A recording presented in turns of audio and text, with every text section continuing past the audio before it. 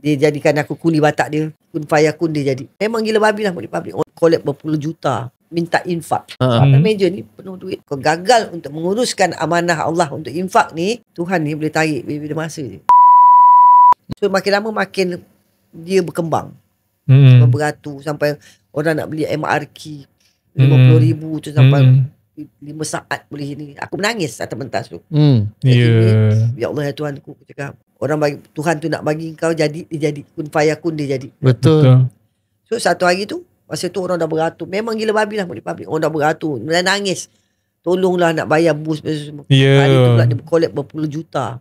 Betul. Untuk orang bayar. Orang berebut nak bayar. Saya lah salah seorang yang beratur. Kita menangis-nangis nak minta orang bayar. Orang menangis nak bayar. Nak bayar, betul. Demi Allah. Sama betul. Orang nak.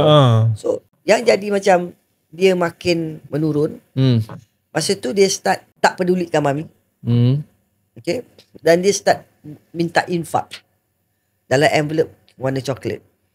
Setiap booth dia akan bagi. Lepas tu dia minta infak. Itu lepas berapa tahun lah.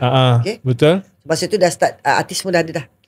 Betul. So mami cakap dia buat infak terpulang. Maknanya masa yang meletup, masa tu zaman Bella Amara punya booth terbalik. Ni tak untung semua yang tu gila babinya. Ramai sale 2 juta-juta dekat WTC tu.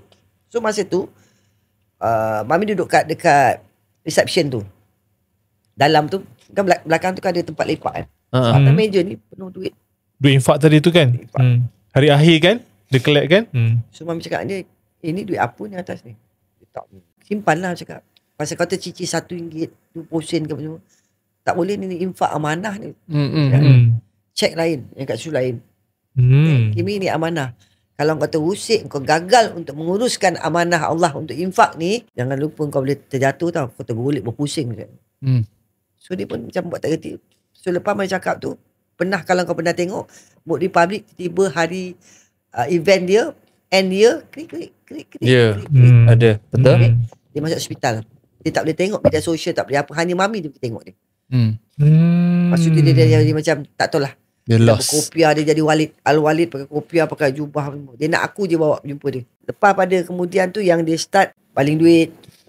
Dia dah start maki staff, maki vendor, maki segala manusia apa semua kat situ. Duit tu dah jadi Tuhan dia.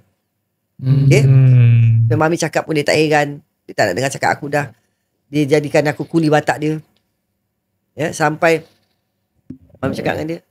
Aku kata dengan Kimi, aku cakap dengan kau satu je. Cakap, Tuhan ni boleh tarik bila masa je.